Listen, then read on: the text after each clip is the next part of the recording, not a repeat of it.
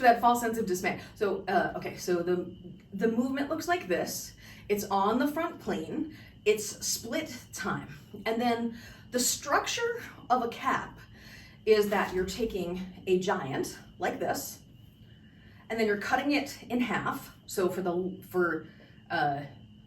you're looking at me, it's going to be reversed when you do it because you're seeing it in counterclockwise. But with your left hand, when you do it, you're taking this giant and you're cutting it in half and using from 6 o'clock up to 12 o'clock. And then you're taking a 4-petal anti-spin on the front, and you're cutting it in half, and you're going from 12 to 9 to 6.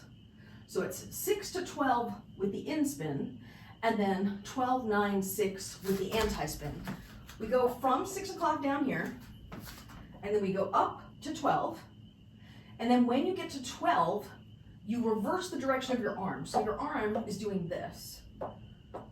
That's your left arm. And then at 12, from your clockwise circle, you're gonna go out to 6 o'clock. And then when you get to 6 o'clock, swing it up. So out and down, swing it up. Out and down, swing it up. Out and down, swing it up. Out and down, swing it up. So I'm gonna mirror you here. When you're doing this, remember that you wanna focus on your placement with your left hand so that it goes out to your 9 o'clock and you get and it doesn't droop down, which I sometimes do, and you get a nice crisp pedal. So you wanna pump it out, pump it out, pump it out. So when you get to the top, and you also wanna remember to, with this particular move, you can really get to 12 o'clock and 6 o'clock well, so you wanna make sure that you don't cheat it and get to only 11. So you wanna go all the way to 12, 9 and 6, 12, 9 and 6, 12, 9 and 6 and swing, out and down and swing, out and down and swing. Yes, and up and out and down. And so there's just no space in the middle. There's no extra circle. Let's try and drill that. We'll start from the bottom. We'll drill the first set from the bottom because it's the easier way. You're going to the in-spin first.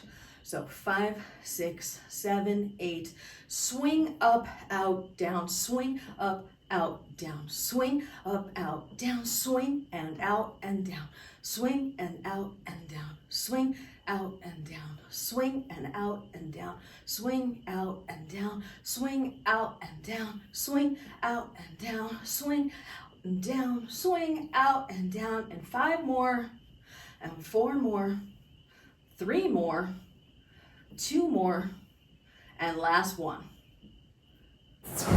The drill for that, if you're feeling like it's not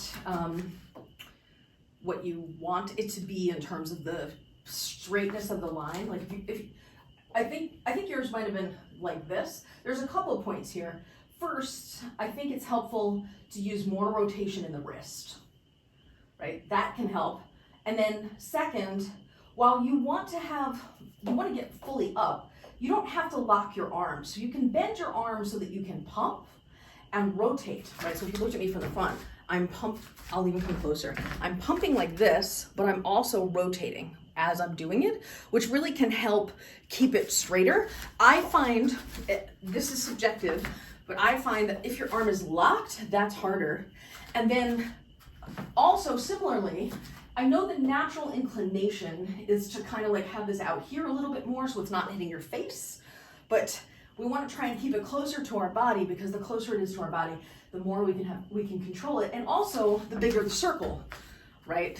Because when you're out here, you can't get up as high. So pretend my hand's up top. As it goes up, actually I'll show you from the side view. So as this spins up, it's catching on my finger, and I'll use my finger to direct it this way, because I'm going clockwise, direct it that way and down. And then when it hits the bottom, so I leave a little bit of space. I'm not actually pinching like this. There's a give in there, right?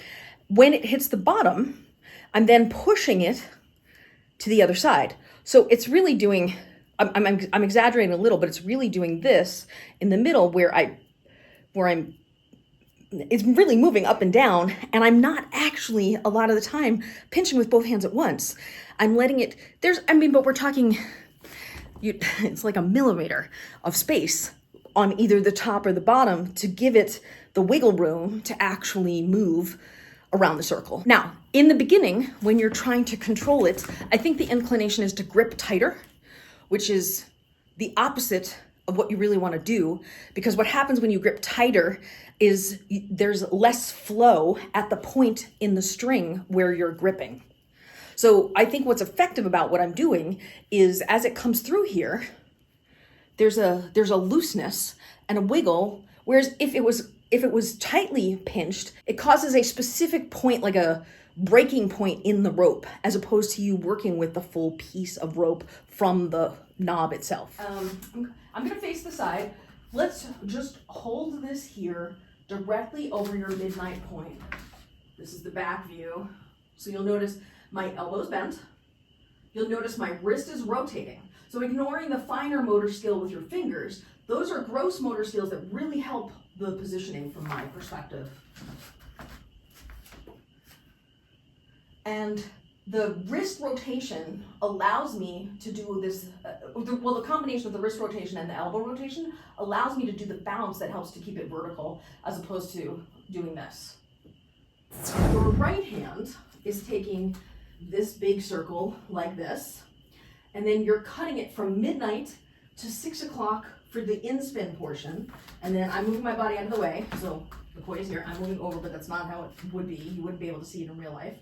Then you're gonna go out to the side, and then even when I'm out to the side here, I'm using this wrist rotation to help maintain the plane, and my elbow is not locked as I pop it up to the top point. And again, it's that same thing that I was saying with all of those things. It's moving around between my fingers. There's that like millimeter of space that allows it to move. There's the rotation of the wrist, and there's the pump with the elbow. Then we're gonna swing it back down, out, up. Swing it down, out, up. Swing, out, up, swing, out, up, swing, out, up, swing. Let's start from the top.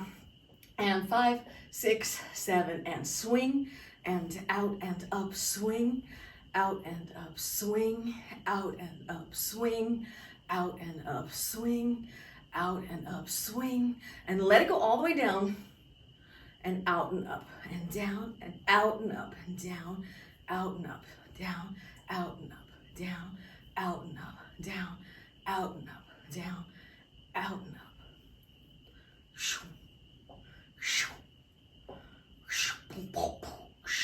This would be what I would call a, in the direction that we were doing on the front, this is the wimpy cap. Notice the hand is going up to, so it's going from like, this is your what, 1 o'clock? It's going from like your 1 o'clock to like your 5 o'clock out to the 3, right? So it is a cap. It's definitely a cap. It's making the right shape.